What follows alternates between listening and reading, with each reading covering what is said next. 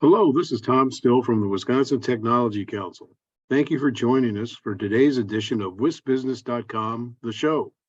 The show is produced by the Tech Council in partnership with WisBusiness.com and with the help of our sponsors, BDO and Exact Sciences. Thanks again for joining us with the show. We're taking applications right now from young companies that want to tell their stories to investors at our annual Wisconsin Early Stage Symposium. That'll take place November 8th and 9 at Monona Terrace in Madison. A couple different formats there, 5-minute track and a 90-second elevator pitch Olympics track.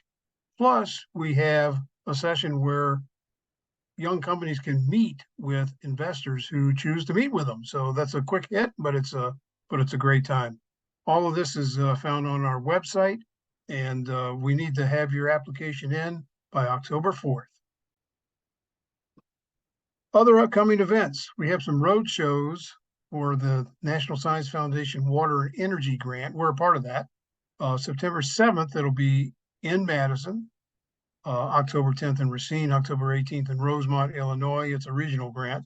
It's a planning grant, so come on out and see if you can fit into the ecosystem we're trying to build here.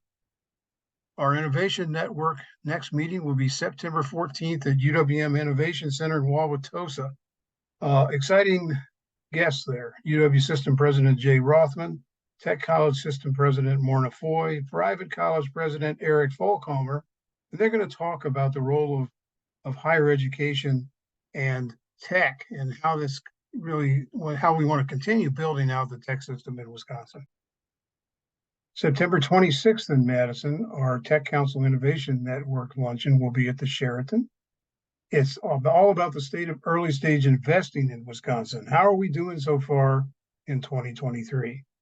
September 28th in Madison at the Fendorf headquarters downtown, we'll hear from Kelly Thompson.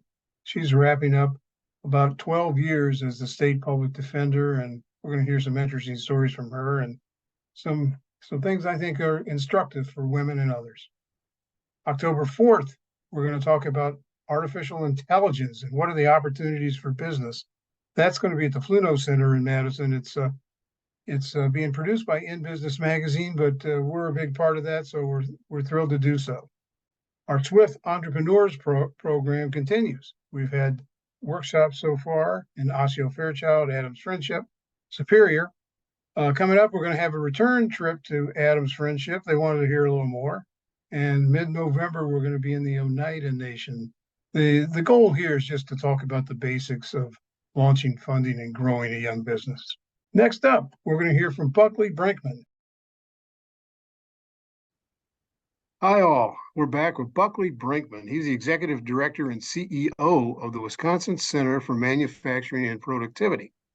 It's part of a 51-center national network set up by the federal government to help small and medium manufacturers stay competitive.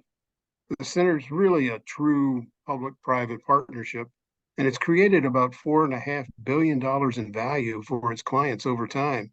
So welcome, Buckley. Hey, thanks, Tom. Always great to be with you. Great to see you. Well, tell us a little more about the kinds of work that the WCMP does. Yeah, the Wisconsin MEP network works throughout the state with small and medium manufacturers, trying to keep them competitive.